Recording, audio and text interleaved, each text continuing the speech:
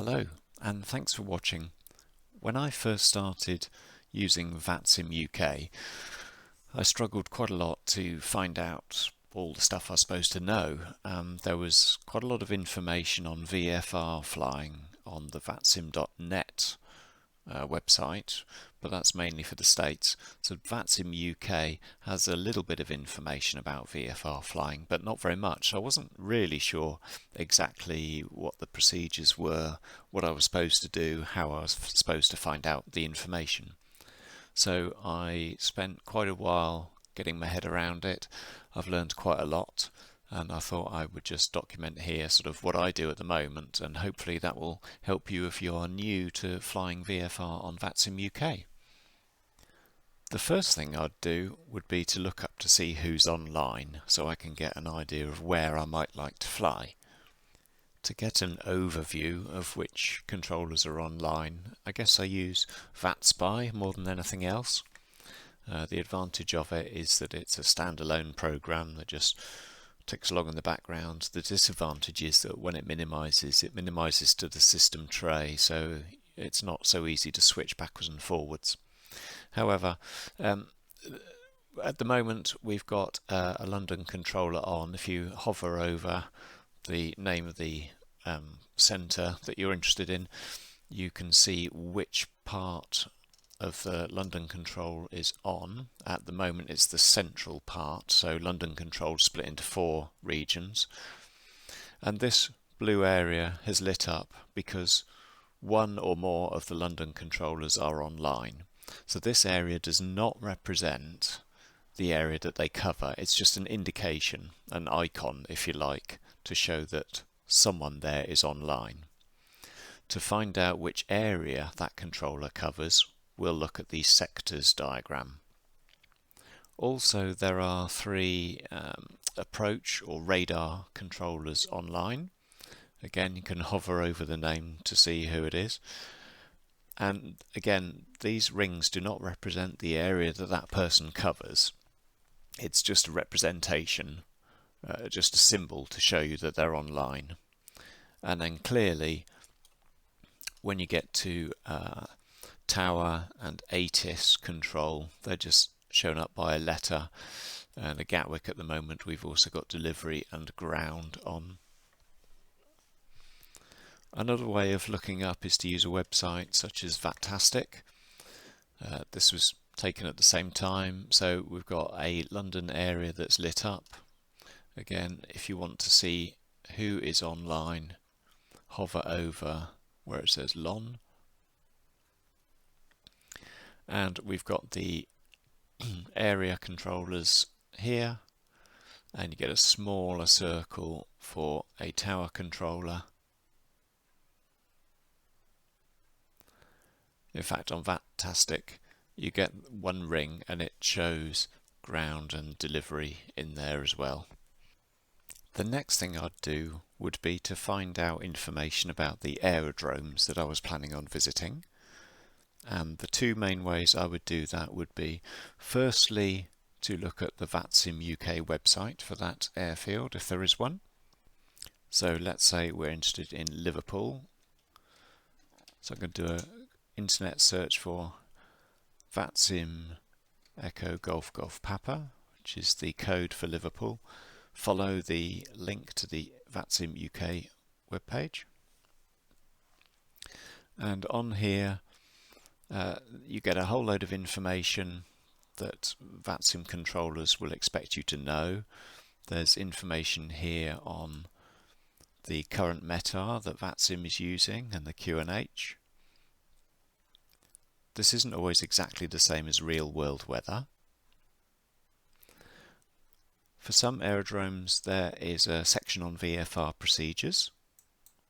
You can expand that out, and it'll give you information about likely altitude restrictions and likely VRPs that you'll be sent to. And in this one there's a little bit of information about circuits. So at Liverpool they're always south of the aerodrome. Also it says here, if you're doing circuits, what squawk to expect.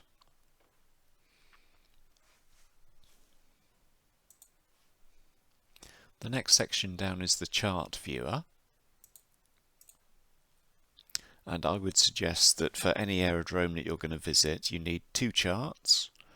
Firstly, in the General tab here, the Control Zone and the VRPs. This chart viewer doesn't work very well in some browsers. I'm using Google Chrome. So in this chart, the VRPs are shown as these little circles, and the entry and exit lanes are the dotted arrows. The airspace around it is also shown, and you can use that to get an idea of any altitude restrictions as you come into the zone. The other one I'd recommend getting is in the taxi section, and that's the actual aerodrome chart. That will give you your runway elevation. It will give you a nice map of the airfield, pardon me, with the correct current letters for the taxiways, because that might be different to what your simulator shows, and gives you a bit of information about the parking arrangements.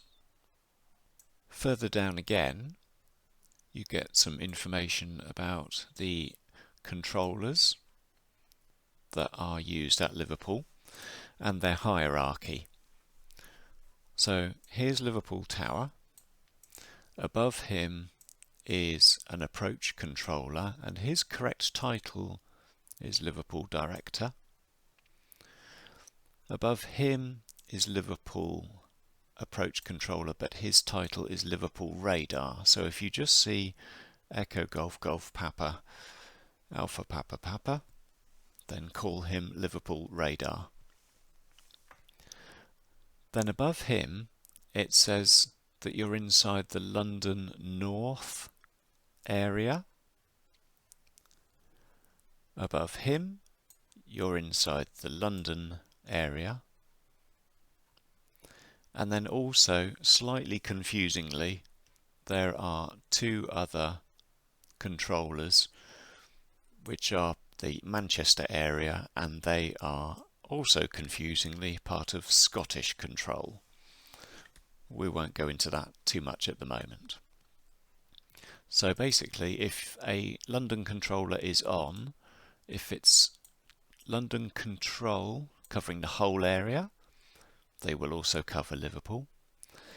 If they are London North, they will cover you, but if it's any other London controller, London Central or South or West, they do not cover Liverpool.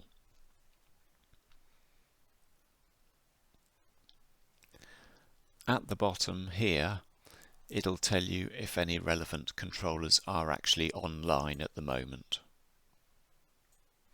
Another source of information for charts and aerodrome documentation is the NATS website. So if you search NATS Electronic Aeronautical Information Package EAIP, click on this nondescript looking link here, and this is the page to bookmark, because everything beyond this changes every 28 days as the old stuff becomes obsolete. So to get the current package, that's here, there's a link just there. Over on the left, there's three sections. The actual aerodrome charts are in part 3, and then there's some other charts in part 2 that we'll look at in a moment. So let's expand aerodromes and scroll down to Liverpool.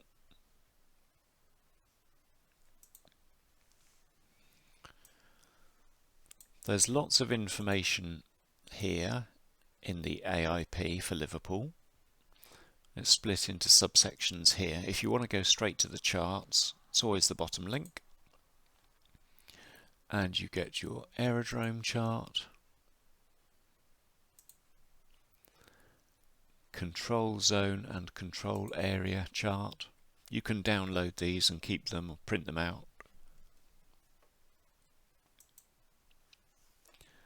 Those are the only two I think you need for VFR flying. While we're here, up in the en route section is some other information you might like to look at. En route charts.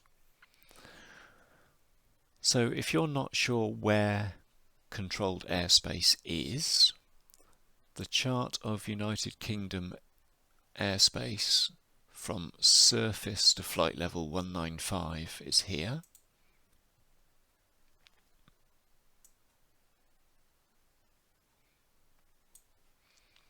Nice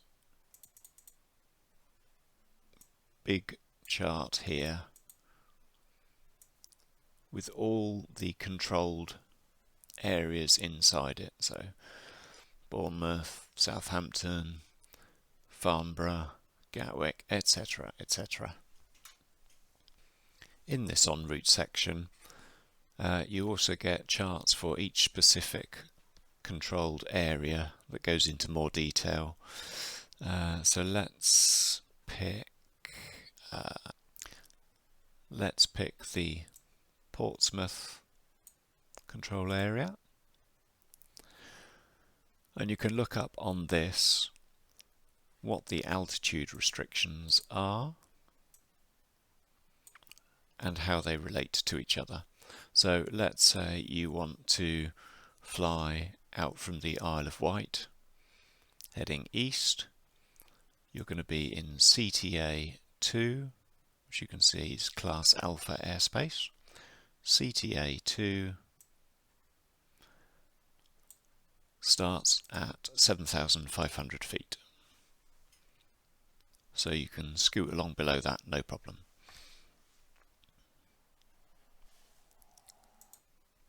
It can be a little bit confusing trying to work out which part of London or Scottish control you are within. So there's a nice little map you can look at. If you search for Vatsim UK sectors and area sectors here. So this gives you all the information about this. It's worthwhile reading the whole document because there are some peculiarities, but for a quick look up, I think it's if you click on this bit, I am arriving at a UK airfield. It then opens up a map to show you which part of London control the various airfields are under. And this is only relevant if your aerodrome is in controlled airspace. If you're flying out of a little airstrip somewhere, there's no obligation to talk to London Control. However, if once you're airborne you want to fly through some controlled airspace, then you must speak to them. So each section is subdivided and it starts to get quite complicated. Scottish is just split into two. Now there is another section.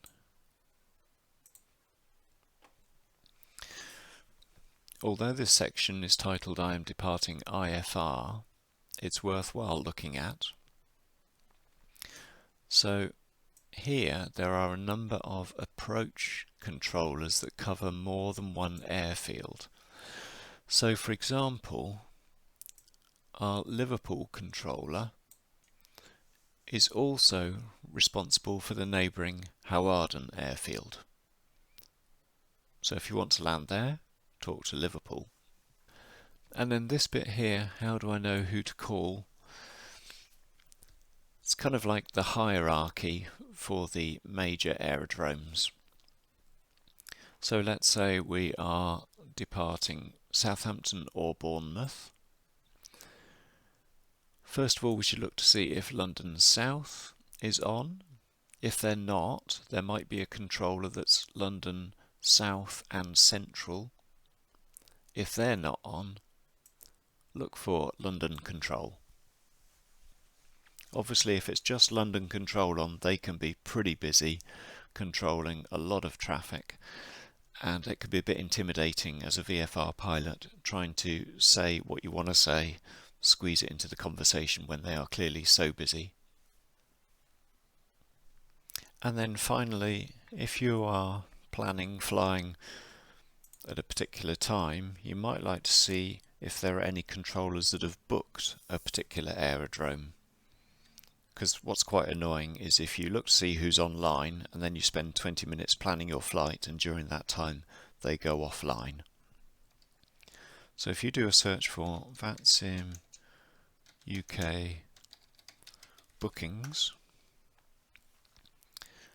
in their central training system you can see a calendar. So today is Tuesday 27th in the afternoon, so I can see that for example Gatwick Tower is booked to be on between 2 and 3. Might help you plan. So if I wanted to fly over the weekend and I was particularly interested in having coverage by London West Control, he's booked to be on 7:30 till 9. Now, you might get a controller that comes on outside of these bookings, but these are the ones that you can fairly well rely on to actually happen.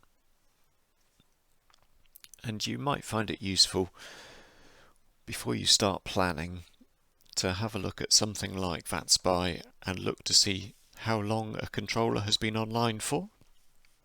So let's say we're interested in Manchester. If you hover over that, it tells you who's on, and it also tells you at the end how long they've been on for. So Darren's been on for 1 hour and 15 minutes. So he might well be there for another hour or so, but it might be, if he's very quiet, he might be getting bored, or if he's been quite busy, he might be getting a bit tired. So I wouldn't rely on that, so I probably wouldn't plan a flight to arrive at Manchester in 45 minutes time, because I would speculate there's a good chance he'll be gone by then.